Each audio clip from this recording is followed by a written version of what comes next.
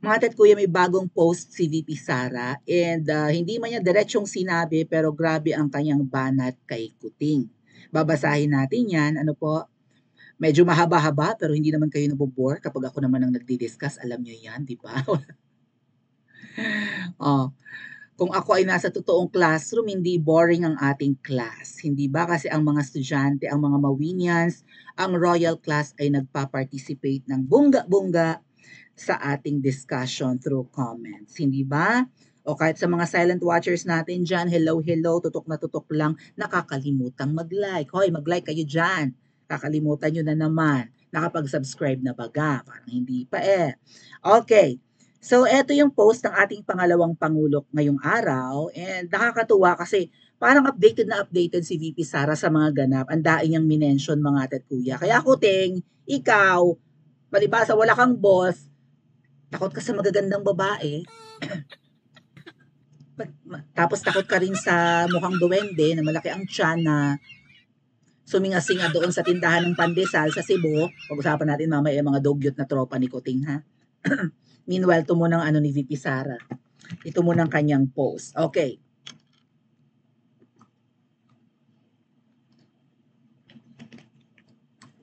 So, mensahe pala to directly sa kanyang mga kapatid na Muslim. Well, dapat ano, no? dapat isa puso rin to ng lahat. Kasi ang panawagan ni VP Sara ay parang napapanahon na matanggal ang inanitan na yan. Dito kasi sa post niya, although hindi niya directly sinabing kurakot at Magna Carta itong administrasyon ni Kuting, ay yun din naman ang konteksto ng kanyang mensahe. Simulan na natin ang pagbabasa sa aking mga kapatid na Muslim at para rin syempre sa lahat sa atin.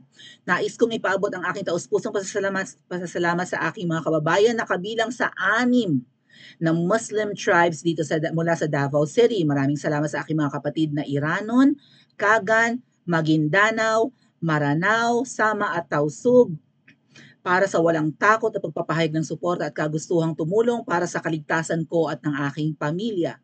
Walay pulong nga makahulagway sa akong pagpasalamat sa inyo. Ano ibig sabihin ito?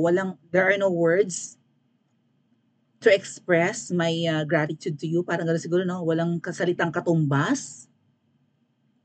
No? Ang aking pagpasalamat. Parang gano'n siguro, no? Parang yung pulong ay ano yun eh, salita, right? Or words.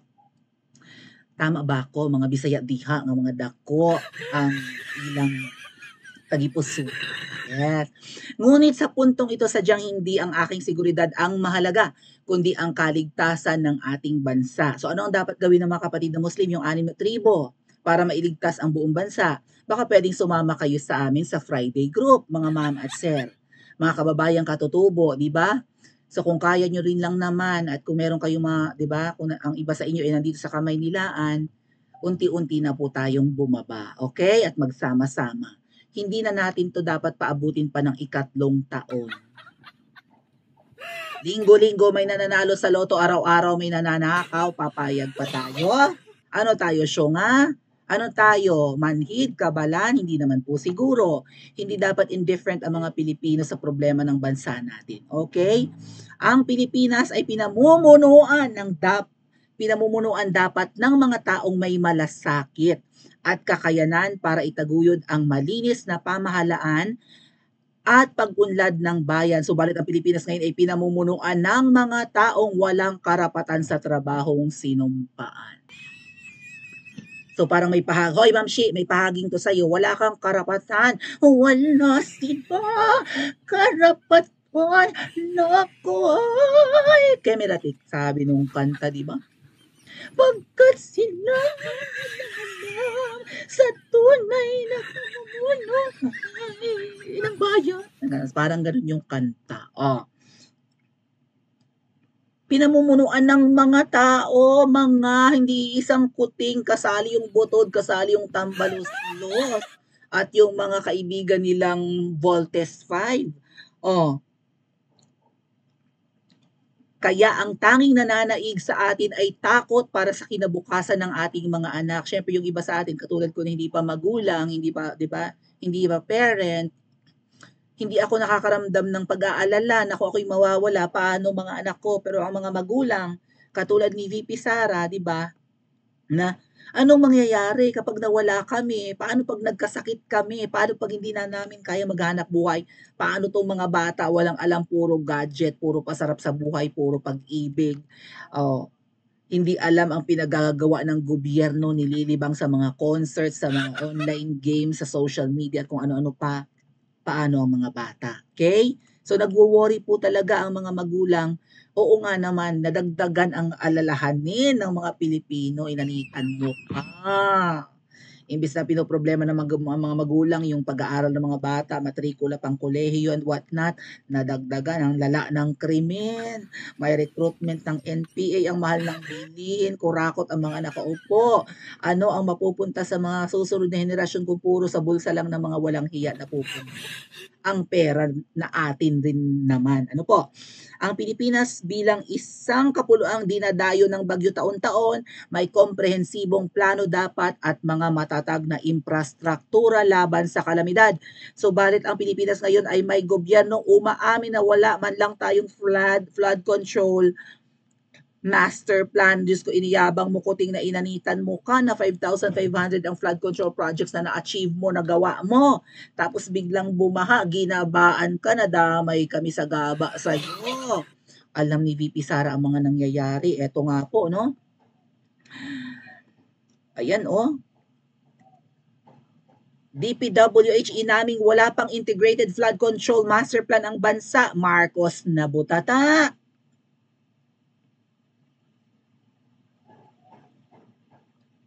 O kahapon lang, wala naman pala tagang flood control master plan ng inanitan. Eh ano yung niyaw-yaw mo nung 22 nung July? Ha? Ano yung niyaw-yaw mo nung 2 weeks ago sa SONA mo na 5,500 ang yung flood control na booking ng iyong pambubudol na inamuka. At buti alam ito ni VP Sara. Oh, ang Pilipinas may healthcare system dapat na totoong mapapangalagaan ang kalusugan ng bawat Pilipino at maiibsan ang mga gastusing medikal tuwing darating ang sakuna.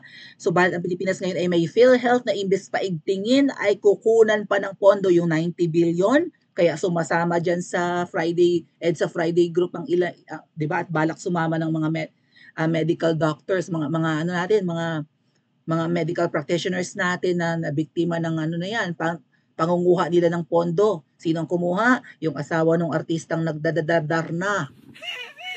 May hawak na panyo tuwing, asan si Lucky? Yung gatas ni Lucky. Crispin Basilio. Ano ba yun? Crispin Basilio ba yung sigaw-sigaw niya? Hindi man Crispin Basilio yun eh. John! John! Asan si John? Yung asawa nun, di ba? In-appoint ni Kuting at yun na naglipat ng pondo for noble causes. 90 billion na tumataginting. Hindi dapat binabawasan ng pera sa PhilHealth.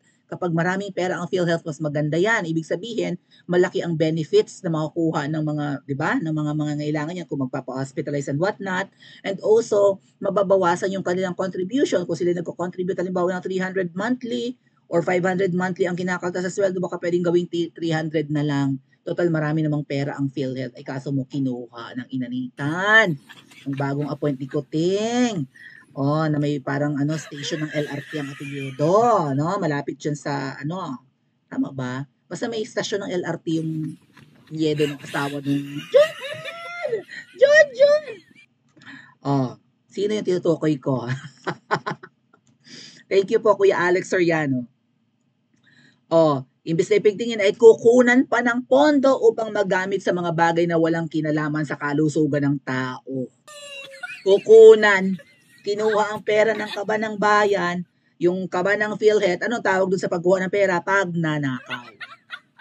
Wala man yung word na ginamit, wala man sa verbatim ni VP Sara, yung word na pagnanakaw, that's pandarambong, pangungurakot, pagnanakaw. Yan ang administrasyon mo, Kuting. Yan ang magiging legacy mo. Anong flagship project mo? Kasi pagkatapos kung halimbawa nga ikay swertehin at matapos mo ang 6 years, or kahit pa 20 years, anong ipapagawa mo? Rebolto mo, rebolto ng tatay mo. Pag nategi ang nanay mo, rebolto ng nanay mo. Ano? May pa San Juanico Bridge ka baga? May pa Sisilex ka baga? Ha? Wala kaming nakikita, paubos na ang pondo ngayong taon, trilyon-trilyon, wala kaming nakikitang pinapagawa mo. Wala kaming mahipo o mahaplos, maihian. Anong pinatayo mong konkreto at kitang-kita ng mga taong infrastruktura? Husto ka na lang sa ayuda, piling-pili lang naman ang binibigyan mo. Kumusta yung nabigyan mo ng ayuda, nabigyan mo na ulit, gutom na ulit. Impyerna. Ang Pilipinas may mga representante sa Kamara, mga kongresista, dapat na nakakaintindi sa totoong sanhi ng kakulangan sa police to population ratio. Galit si VP Sara sa ganito kasi kung siya yung DND secretary, baka sakaling nagawa niya to ng paraan eh. Kasi ilan ba yung police? Ilan yung tao? Baka yung ratio kasi 1:1,000. Baka ganun, no? Sa isang pulis, ang kanyang intindihing tao ay 1,000. Medyo mahirap yun sa pulis. Diba? Oh. The shortage is a figure that cannot be solved during our lifetime. Hindi daw pala kaya kahit sa henerasyon natin ngayon yung ganyan na problema. Bakit? Due to the annually ballooning population and lack of budgetary resources to hire more personnel. So kulang tayo sa pondo para 'di ba mag-recruit ulit ng mga pulis or paramihin ang mga pulis. Also lumulobo ang ating populasyon. So dumarami ang tao, dapat 'di ba, dumarami rin ang pulis sana, 'di ba, na maa-assign sa tao na 'yan or sa lugar, hindi nga raw nagagawa ng paraan ng gobyerno 'yan. Oh, the oh, the country should have representatives who understand that in order to fully address the shortage, there is a need to leverage available technology. Gumamit na ng mga makabagong teknolohiya and leapfrog. May frog na nabanggit si VP Sara. Leapfrog, tumalon ka na ng bonggang-bongga into the future where policemen are armed with the best security products that do not require their physical presence all the time. Agree ako dito, subalit ang Pilipinas ngayon ay may representante na imbis na magpasa ng makabagong batas, ay nagpupumilit sumausaw sa issue ng iba. Ang ginagawa po kasi ng, 'di ba, binawasan na ng security si VP Sara kasi kailangan namin ng dagdag na pulis. Talaga namang nangangailangan tayo ng dagdag na pulis. Bakit kinuha niyo yung mismo sa opisina ni VP Sara? Gumamit kayo ng makabagong teknolohiya, CCTV, drones, and whatnot. 'Di ba? Ang pulis hindi naman niya kailangang rumonda, lumakad ng lumakad, makalanghap palalo ng mga polusyon sa kalsada. Kung ang bawat kanto ay may mga CCTV, 'di ba? Namo-monitor ng pulis sa isang room ang lahat ng kaganapan recorded 24/7. At saka deterrent to crime ang mga CCTV. Hindi naman kailangan ng presensya ng pulis doon eh. May CCTV. Sige, gumawa ka ng krimen. Hindi ka mahuli. Saan ka dadaan? Saan ka lalagos? Kung bawat kanto, bawat kalsada, bawat highway may CCTV rin. Saan ka tatakbo? 'Di ba? Madali kang mako-corner. Kung walang helicopter na hahabol sa kriminal, edi gumamit ng drone. At kung ano-ano pang technology na meron ngayon, bakit hindi nag-iisip ang mga mambabatas na ito? At itong mga mambabatas, kanya-kanyang parang assigned sila to attack VP Sara, no? Ang ginagamit kasi ni Butod at ni Kuting ngayon para atakihin si VP Sara, itong mga kongresista, mga hawak ni Tamba. Tuwing may mga sasabihin si VP Sara, may aatake sa kanya. Ito naman umaatake sa kanya, tad-tad naman ng korupsyon, lumalabas ang baho. Katulad ng taga Bulacan na bida-bida, na nagtatantrums daw si VP Sara nung inalisan. Ayos ko, ate, ikaw ang nagtatantrums. San Jose del Monte yun, di ba? Yung Mayora ba yun? Mayora, tas ang asawa niya, kongresista yata or something. Or vice versa. Ang Pilipinas may airport officials dapat na nagsusumikap na maabot ng adhikaya magkaroon tayo ng world-class facility na pinapahalagaan ng seguridad at privacy ng lahat ng pasahero, lalong-lalo na pagdating sa kabataan. Subalit ang Pilipinas ngayon ay may mga opisyal ng paliparan na tikom ang bibig ukol sa banta ng seguridad at hindi ba lang nagsasagawa ng masusing investigasyon tuwing may banta tulad ng pagsasapubliko ng video footage, flight details at iba pang masiselang impormasyon ng mga pasahero kahit pa ng mga menor de edad. VP Sara, magsampa ka ng kaso. Nilik yung yung CCTV footage ng paglabas mo, kasama doon ang mga anak mo, ang asawa mo. So kung kinakailangan mo magsampa ng kaso, magsampa ka na ng kaukulang kaso dyan sa NAIA. Okay? Delikado ginagawa nila, puro na lang sila kawalang yan, laging brownout, ang init-init, sira ang aircon, may daga, may ipis, may surot. Kasumpa ang legacy mo, Kuting! Shoot ng inamuka, ulol ka na yata. Ang Pilipinas bilang isang malayang bansa ay tumitindig dapat laban sa mga panghihimasok ng mga dayuhan sa ating mga domestic affairs. Subalit ang Pilipinas ngayon ay dali-daling yuyuko at susunod na lang sa anumang kagustuhan at pangingialam ng mga banyaga tulad na lang ng ICC. Idagdag nyo pa ang EDCA. So, hindi ito ang inaasahan ni VP Sara sa kanyang katandem. Budol talaga. Mga kaigsuunan ko, sa sipag at galing ng Pilipino, nangunguna dapat ang Pilipinas sa ating mga karatig bansa. Yun na nga po, ang ganda ng Pilipinas. Maganda ang klima. Marunong tayo magsalita ng wikang Ingles. Isa sa edge natin yan pagdating sa tourism. Hindi mahirap umikot-ikot at 'di ba? Maglamyerda ang mga turista sa Pilipinas dahil kahit sino tanungin mo nakakapag yes or no naman. There, over there, right there, there. Oh, hindi sila nahihirapan. Ang mga Pilipino magiliw sa turista, gustong-gusto ngang malahian. Bakit tayo nauungusan ng mga kapitbahay natin dito sa Southeast Asia? Ay kasi nga puro kurakot ang nandini. Kahit transportasyon natin mahirap, kapuluan tayo eh. Yung ating mga, 'di ba, mga tourist spots magkakahiwalay. Dapat meron din tayong hindi lang integrated flood control system, integrated transport system. Dapat ang lahat ng kapuluan natin dugtong-dugtong na. Ang tagal ko nang naririnig ang Batangas idudugtong sa Mindoro, wala pa ring nangyayari. Even ang Palawan, even ang Boracay. Dapat kaya na yan ng land travel. Ba't nagawa sa Hong Kong at sa Macau? May pagkahaba-haba silang tulay, dumadaan pa sa ilalim ng dagat. 45 minutes, 50 minutes, nasa Macau ka na. Bus yun mga ate, magkano bayad? $70. Magkano sa pera natin yun? Wala pang 500 or wala pang 600 pesos. From Macau, tama ba mga nasa Hong Kong? Kung magbabas ka papuntang Macau, biro mo dumaan sa dagat, haba-habang tulay, tapos magpapailalim pa ng dagat. Nasakyan ko po kasi, I can show it to you, nasa isang phone ko eh. Maybe upload ko yan, no? Dami ko kasing mga videos ng mga tours ko, hindi ko lang ina-upload, no? For personal consumption. Bakit hindi ito nagagawa? Ay kasi nga inuuna ang pagbubulsa. Dapat po talaga ang mga mambabatas na to gumagawa na ng ano no ng batas. Sabi ko nga, ewan ko, ako bang naunang nagbanggit noon na dapat itong mga tatakbo dapat meron silang pa hair follicle test, may pa drug test sila. Yung talagang hindi yung ihi-ihi lang, 'di ba? Bago ka makapag-file ng candidacy mo, or 'di ba dapat may mga surprise drug test within 6 months, no, within a year. Ganun ang ginagawa sa mga company, ba't hindi gawin sa gobyerno na magkaalaman? O, kailangan na po talaga ng matinding malaking pagbabago. Senator Robin, kumusta na ang federalismo mo? Umurong ka na rin ba? Hindi mo na ipo-push dahil wala kang kakampi. Pagod na tayo makita ang bayan na pag-iiwanan, tinatrato na parang walang halaga. Hindi kaaya-aya at sunod-sunuran sa ibang lahi. We Filipinos deserve more than what we are hearing and seeing from the government right now. We Filipinos deserve better. Oh, we Filipinos should be the best. Oo naman pala kaibigan, magiliw, simple. 'Di ba? Madali tayo yun, problema rin yung madali tayo makontento eh. Taas-taasan natin ang pangarap natin, tayog-tayogan natin, taasan natin ang standards natin sa mga politikong yan. Hindi pwede ang basta na.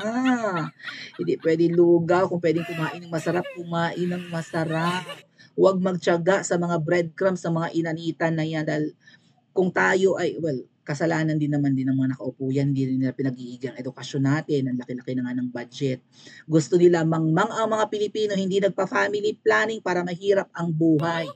Maraming, 'di ba? Marami pa rin ang mga informal settlers, informal settlements. So, yan nga tinatago ng Maynila ng kung ano-ano pang probinsya at syudad ang mga ganyan, ang kanilang mga SQTR kasi mga botante ang nandun. Okay? Walang family planning, mag-anak ka na mag-anak, dagdag botante rin yan. Hindi mo naman kayang pag-aralin ng mga bata, hindi makakapagtapos ng pag-aaral, paglaki kriminal. Mautusan pa nila yung magbenta ng droga, marirecruit pa ng NPA. So, VP Sara, just say the magic word at kami ay bababa. Hindi lang po yung mga 6 na tribo ng Mindanao manawagan ka na sa Pilipinas. Papayag pa ba kayo mga ate at kuyang abutin pa ng 3 taon ng inanitan? Paki-comment po sa comment section at mag-like and subscribe din po kayo.